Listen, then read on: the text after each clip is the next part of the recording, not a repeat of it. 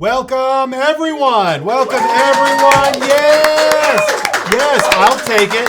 That is the kind of introduction that I want all of the time now. Thank you so much for being here. Very, very excited. We are joined by a very special guest, Jim Fletcher, Executive Director of DC Collectibles. Hooray. Let's go claps after every sentence. Let's have that. Thank you for taking the time to come in today. I'm so excited to have you. Yeah, let's do it.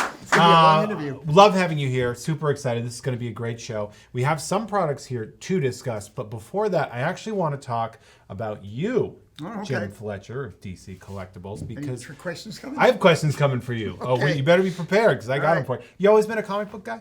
Yes, I actually grew up reading comic books. I remember reading them in my basement. I mean, I can't believe I have a job that lets me contribute back into this community. Because when I was a kid, you would think that's a thing. You just read them. They come out, you're like, these are really cool. But I've been reading them since I can remember. Really? Yeah. Do you have a favorite characters? I actually grew up with Thor. As I know, I'm working at DC, so I'm gonna be all sacrilegious. That's okay. But that was my absolute favorite character growing up. There was all the old Kirby stuff, where he introduces Mangog and all this stuff. It just blew me away with what they were accomplishing in the storytelling. And from DC, I really liked Green Lantern and the Forever People and the New Gods stuff. Yeah. Oh, Forever People and New Gods makes sense. I mean, Kirby just... I know, it's Kirby. The shifting over there, Kirby, it's pretty great. That's fantastic. Now, one of the things that you are known for is you have an impeccable sense of style. You are...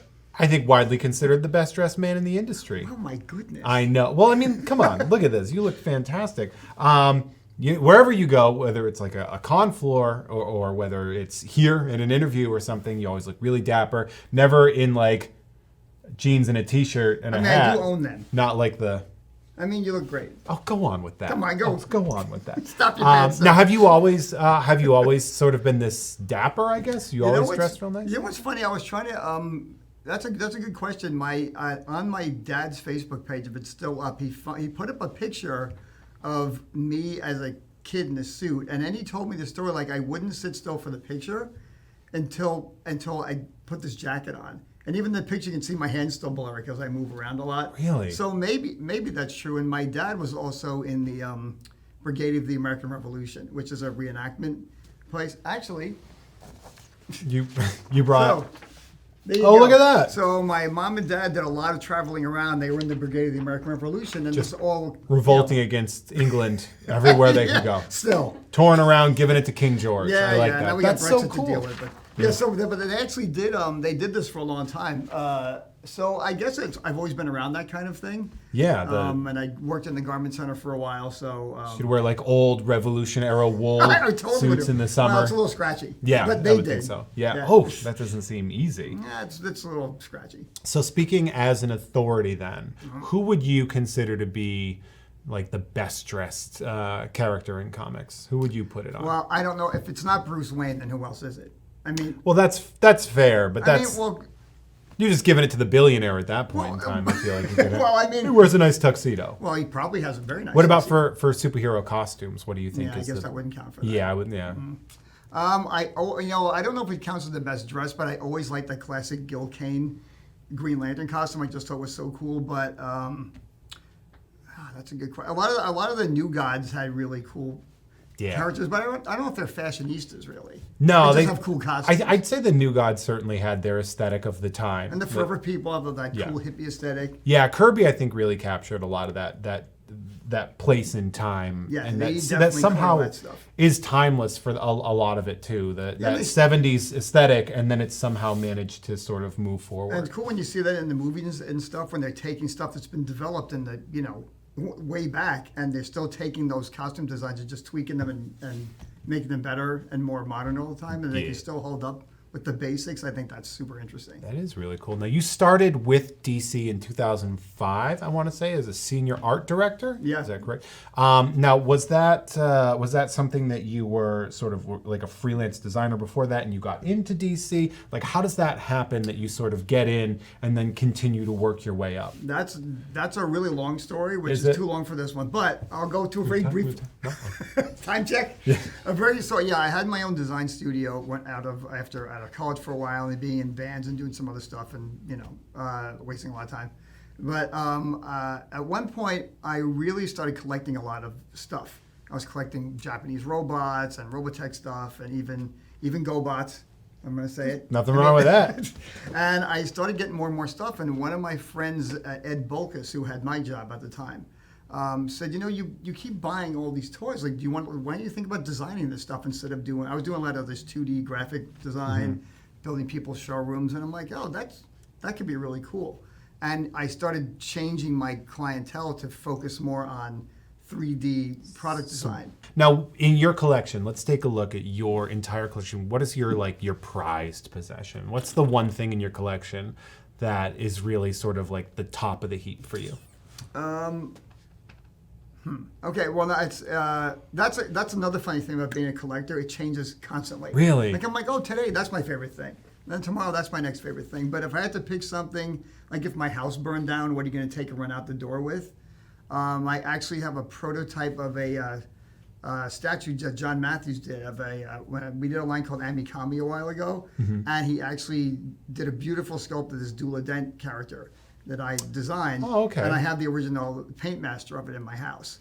That is probably the one thing. I'm really proud of that design. I thought that line was really fun to work on, and there's only one of them. Yeah, it's a prototype. And I would literally run out the house with that.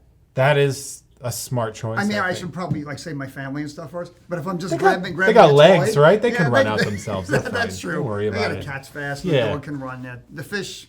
I don't know. I guess I don't know what to do about that. It's a fish. Yeah, well. I mean, Dula Dent fish. I mean, So that's probably what I take. Yeah. Do you have? Is there a holy grail piece? Is there a grail piece? Something like we all have that one piece that we're like, God, I wish I had that. I wish I bought it. I need it. Is there a piece for you that's like that? Yeah, actually, there's probably a few, and sometimes it's in like if I wish I had a chance to buy Kirby art at one point, and I didn't. Oof. But nobody cared about it at the time. Yeah. I wanted to get it. But on the other hand, I didn't even have money to buy it. Yeah, that's true. So that would be one thing. But for statues, right? And like I said, I'm always like, I like this today, I like that today. But one thing that's really actually, you guys make it here at Sideshow. It's that Joker Nightmare statue. Oh, That with thing all is the little, freaking great. yeah, that's, we'll take people around sometimes, and So that's the crazy. piece that people want to study. They just want to study it. There's so and much see going it. on with that. I'm super jealous of that piece. It's a really great So piece. right yeah. now, that's like, and if anyone's been to my office, there's a whole section of Joker stuff. Oh, okay. Like we did the Rick Baker Joker bust. That's like staring at everybody when they come in. That's And- not unnerving at all. No. And their eyes kind of follow you around a little bit. It's so cool. That's my serial killer clown section of my Yeah, of my everybody should have office that, there. Yeah, right? every office does. Yeah, I get that. Oh, you kind of have one here, I guess. Yeah, no, Sideshow is amazing to walk around at, and you're like, oh, there's a stormtrooper there. Oh, there's the Joker there. Blood in the roots of Yeah, Sideshow. exactly. Let's talk about some of these pieces, because Sure. we have four really great pieces that we have here. And this first one I put on the little Lazy Susan look here. at you. This is That's great. fancy. We have Robin. We have Damian Wayne himself. Robin from the Bat family, part of the multi-statue series. There are 5,000 of them. He's got his trademark katana, kind of leaping forward like he's about to make an attack. I really like this piece. I love the Damian Wayne designs. And what's really fun about this multi-part statue in particular is on the front here, he's got Goliath, who is one of his pet that he rides around on. It's like a huge thing. Each one of these multi-part statues has a meaningful piece like that's associated with the character that's Threaded in. Yeah, so it's really cool. And these are neat 'cause you can bump these buildings up against each other in different directions. Okay, so in that they all go together and it creates sort of like a diorama. It makes a whole big diorama, and you that's can so move cool. them around. And there's cool details on all the parts of it, so you don't really have a boring angle to look at. Yeah, these are really great. The thing I also like about them too is they're not exactly cumbersome. They're No, not. the They're size not. is really cool for Yeah, us. Yeah. sometimes people won't be able to make room. We've actually for made them. larger multi-part statues in the past, and it takes up like your whole desk. Yeah, But yeah. that's what I like about this size. Yeah. It's really fun. Small space for the commitment. Mm-hmm. So I'm going to move this one here because I have, and I'm very excited to bring this up here because I love the pose here. We have the Black Canary from the DC CoverGirl set, again limited to 5,000, by Joelle Jones. Yeah. Now, you were a fighter, right? I was. Yeah, I was. And one of the things I was going to say is that her positioning, her hand positioning, is a boxing position. Okay, good. She's got the hand Now I feel better. right up there because when you want that right hand, it's always So up there. we actually talked about that. Like, Yeah. how close should that be? There was a lot of conversations, and when Joelle drew this, she had it up there, but it's only one angle, so you're not sure if it's here and here. So we had a lot of conversations about. Yeah, we call it the this position. telephone. Oh, You got to be on the telephone. That's how we would call Oh. it there, and it's perfectly done. The style of that real fishnets, by the way. love the You see real that? Isn't that fishnet. great? Yeah, that's such a good thing. Another cool thing: the boots, the laces. They're a little loose there. Another thing that we talked about from a production point of view, the factory's like, do you really need this? I'm like, yeah. It's whole really level cool. of If you look at detail that, on you there. can see right there. There's these little shoelaces, and they're not super breakable. They're not No, like you a hard just cast wiggle that them you around, you yeah. can move them around. So based off of the art of Joelle Jones, who she's is great. unbelievably talented. I super love that. The jacket we have here, it is cast. And it's really cool. You take a look at the the back, logo on that the back is design, right? But I really do love just sort of the way her eyes are, the way the hands are out there. It really kind of gives you the idea that she is a true fighter. Yeah, and that's her whole story. Yeah. Besides the sonic scream, but she's also Yeah. trained martial arts. So I'm actually glad that's approved by you. No, officially. I was so Phew. like, not only is That's it already in approved, store. I delighted at it. Okay. This piece, one of my favorites. I was super excited to be able to talk about this piece because this is a Batman black and white piece. Design based off of Mark Silvestri. Mm-hmm. Mark Silvestri, not a ton of Batman art No, there by isn't Mark much. Silvestri, but such a legend in comics. One of the Yeah. founders of Image Comics. Yep. Breaking out the idea of the independent Yeah, stuff. the detail in his work is And- incredible. Yeah. Yeah, I mean, really sort of rejuvenating the idea of sort of that hyper detailed kind of gritty art. And so we have him there sitting on the throne here. Limited edition, there's 5,000 here. I want to take a look here at the cape. So there's a couple interesting things to point out on this one. Yeah, this is the first Batman black and white that's sitting down. I mean, Yeah. it's not something you really equate with Batman usually. No. Just sitting down, he's just kind of. I mean, he's just it's- his chair taking up a lot of room. The weary throne Yeah. idea is very visible in this, and Yeah. with the cape, the sort of almost webbed design in the cape to really give that sort of almost gritty feel to this character. Trying to capture this Mark's work is interesting. All these Batman black and whites are fascinating because they're all there to capture the artist's work. It's the line work and the anatomy of the figure, and looking at what he's doing, all this stuff that was cut in, I think really reflects what he was trying to do. Yeah, the hatching that he it's does to reflect in all there. the cross hatching and everything. Yeah. So, but I mean, the cape is huge. Yeah, on the it's base. it's very of Silvestri, And it's which the I really only like. time we've actually done that you pointed out the chair. Yeah. Batman black and whites have traditionally always just been Batman. Yeah, and standing, or fighting, jumping. or punching. This or, one is actually the only time there's actually a piece in the statue. Yeah, an in repose Batman. Well, and sort also of. another thing, because Yeah. we usually say you can give him a batarang, you can give him a grappling gun, but you can't put anything else in the statue. Oh, wow. But the build up to this was great as a part of the build up to the number 100. We having a statue line last that long, it's been going on for like over 14, 15 years. Yeah, it's it's a real landmark to hit that number, and getting to somebody like Mark Silvestri is there, and you keep thinking you're going to run out of artists. no. At I mean, some there point. are That's not happening. there are some really great ones. Some that are my kind of Grail pieces in the Batman black and white stuff. The Hopefully you got to most of them. So the far. the all red. That's a good one, The yeah. all red one. That's I super mean, cool. I'm a big all red fan. Yeah, he's great. And I have the Paul Pope one, which is really cool. That's a very too. cool one, It's too, a yeah. really cool, unique design. This one. Speaking right of unique here. designs. Speaking of unique designs, one of my favorite Batman artists and designers gets an appearance here. We have the Black Label Batman piece based off of the designs of Libra Mayo. Yeah, who's amazing. Libra Mayo, currently Batman Damned. He did Batman Noel as Yep. well. He did some of the designs were used in the Arkham games. He's fantastic. We love working with him. Yeah, I mean, he did the Joker book back in that 2008. one's great. We did a Batman black and white statue with him already. Yeah. And a Superman piece. One of my favorite things we've actually not ever done, but pretty close, is a Libra Mayo Superman. I mean- where he's jumping out of the ground. He has his fist on the ground. The cape's going straight up. Yeah, His work is great. He did a Lex Luthor book with Brian Azzarello, which got that. Now this is from the DC Designer series right here, and the way it captures it, it's funny because you look at that the way he does his cape. It's funny that somebody can sort of own a design on a cape the way that Bermejo has, where that cowl sort of has a more rigid feel. Yeah, especially back here, you can see it. Yeah. So you can see that. I'm going to actually tip it back just a little bit here. You can see where the cowl and the cape sort of separate there, and it kind of makes sense that you'd want to have more of an armored protection around your throat. Here, a lot of times it's just, oh, it's the cape and it's here. But Lee really captures the tactical idea of designing Batman, especially with the rest of this armor. So there's chainmail in there. Yeah, so he wanted to come up with something that was actually protective. So this Batman can survive a lot of abuse, I think. I really like how form and function have sort of come forward in the comics industry, that's in newer. Design. Not just a bunch of spandex running right. around, It used to be just guys in pajamas running around, and now it's tactical. Realistically, they're strapped in for 4 straps on there to hold it in because you never know. Same with here. The gauntlets out there.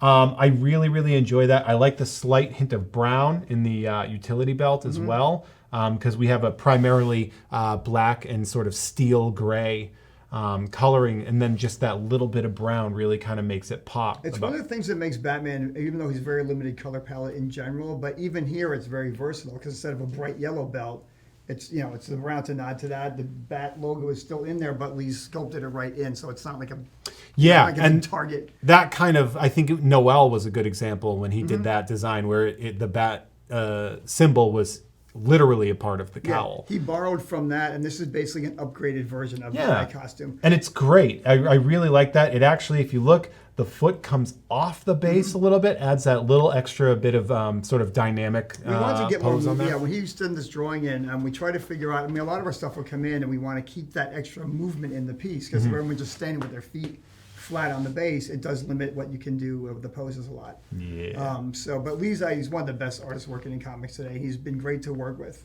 And Gene St. Jean, who sculpted this, has actually done all of Lee's statues for us. Oh, really? So they work really well together. Yeah, it makes my job as an art director on this very easy. Yeah. They just call each other up, and they're like, yep. And I'm like, that looks great. Great. It's funny, the detail on this cape is you can see the little ripples in there. But it looks, for something that it's hard, it's firm, it's cast, it looks like actual leather. It really does. And it's captured very, very well. I'm really excited. There's a lot of matte versus gloss on here that makes a lot of certain points pop. And I really hope people are getting that. Like the buckles, they kind of shine a little bit. And that shine versus the matte in the gray of the boots here, right? You see that? And so that really does make the piece sort of pop just a little bit extra. We actually do a lot of that when we're working on these statues, trying to just pull stuff like the details like that out. So you can see the way the light's hitting this too, that you have your matte here in the gray legs and then the chainmail going over, and that mail is kind of bright and shiny a little bit.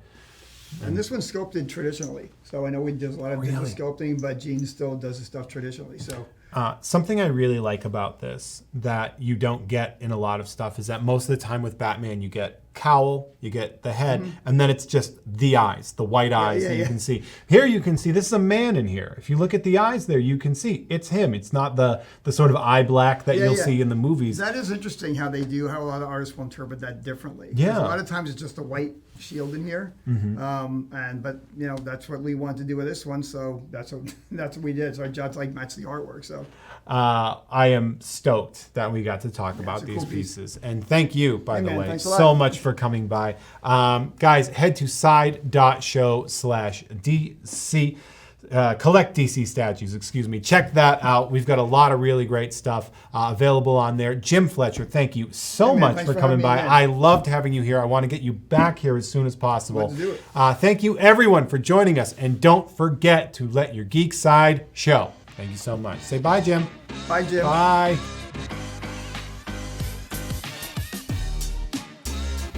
Hey, did you like that video? Be sure to subscribe by clicking the S icon on your screen and click that bell icon to be notified whenever a new video is posted.